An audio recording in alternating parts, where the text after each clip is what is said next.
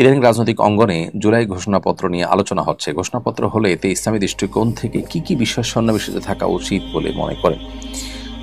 আহ, প্রথম কথা হলো যে জুলাই ঘোষণাপত্র এটার আলোচনা পর্যালোচনা দীর্ঘদিন থেকে হচ্ছে, এটা হওয়া দরকার। অন্য দশজনের সাথে আমিও একমত যে জুলাই ঘোষণা প্রকাশ হওয়া উচিত।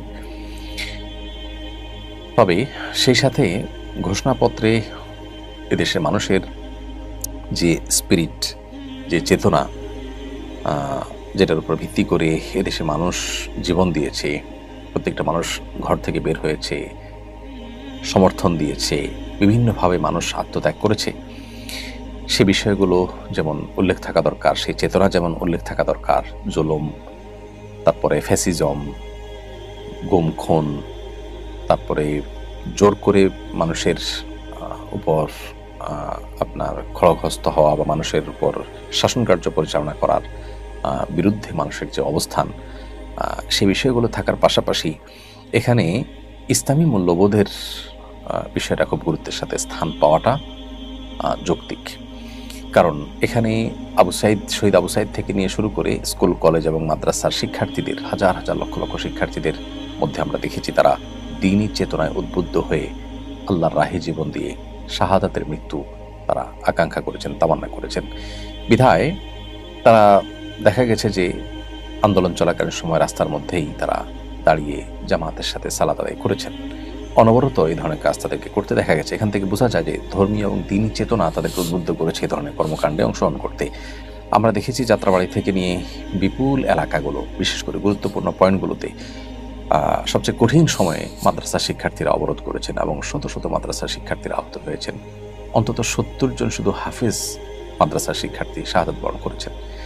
তো এরকম আত্মত্যাগ যারা করেছেন ঘোষণাপত্রে, তাদের কথাটি যেন খুব সুন্দর করে সুস্পষ্টভাবে উল্লেখ থাকে এবং তাদের চেতনা যাতে পরিষ্কারভাবে উল্লেখ থাকে ঘোষণাপত্রে, সেটি থাকবে আমাদের গুরুত্বপূর্ণ দাবি। আমি আশা করব যে ঘোষণাপত্র যারা রচনা করবেন, তৈরি করবেন, তারা বিষয়টিকে মাথায় রাখবেন। তা না হলে ঘোষণাপত্র এটাকে জনগণই প্রত্যাখ্যান করবে।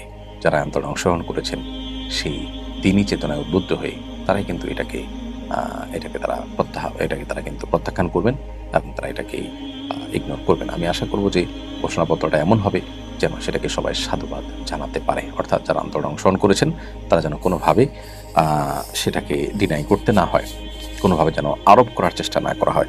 আমরা দেখেছি যে জুলাই আন্দোলনকে এক শ্রেণীর মানুষ সেটাকে কবজা করে তাদের নিজেদের বিভিন্ন এজেন্ডা বাস্তবায়ন করা, বিদেশিদের বিভিন্ন এজেন্ডা বাস্তবায়ন করার মধ্যে এখন লিপ্ত হয়ে গেছেন। সরকারের কোনো উপদেষ্টা যারা জুলাই আন্দোলনের কোনো অংশগ্রহণ ছাড়া, কোনো অবদান ছাড়া উপদেষ্টা হয়ে তারা এখন তাদের বিভিন্ন বিদেশিদের বা এনজিওগুলোর বিভিন্ন এজেন্ডা বাস্তবায়ন করার কাজে লিপ্ত।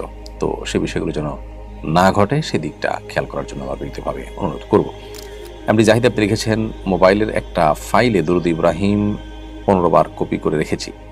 প্রতিদিন কমপক্ষে 30 বার দেখে পড়ার চেষ্টা করি যেন মনোযোগ থাকে। এভাবে পড়ার কারণে এটা কি বিদআত হবে? না, এটা বিদআত হবে না, বরং আপনি আপনার মনোযোগ ধরে রাখার জন্য, দেখে দেখে সুন্দর করে পড়ার জন্য এটা করেছেন। এটা আপনার নিজস্ব একটা প্রচেষ্টা, এটাকে আমরা প্রশংসনীয় বলবো ইনশাআল্লাহ। আপনি জাস্ট দেখে দেখে পড়লে আপনার মনোযোগটা বেশি হয়। প্রত্যেকটা মানুষের মনোযোগ ধরে রাখার পদ্ধতি ভিন্ন হতে পারে।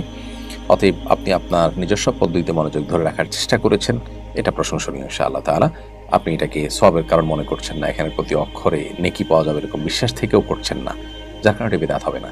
যদি এরকম বিশ্বাস যুক্ত হয় তাহলে সেটা বিদআতে পরিণত হতে পারে।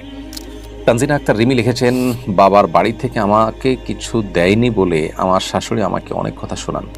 শাশুড়ির কটু কথা থেকে বাঁচার জন্য বাবাকে আমি চাপ দিতে পারবো কি না? উত্তর হলো না। আপনি আপনার বাবার বাড়ি থেকে কিছু আদায় করার জন্য বাবাকে আপনি চাপ দিতে পারেন না, এটা আপনার বাবার প্রতি জুলুম হবে। বরং আপনি শাশুড়িকে বোঝাবার চেষ্টা করবেন, প্রয়োজনে সবর করবেন।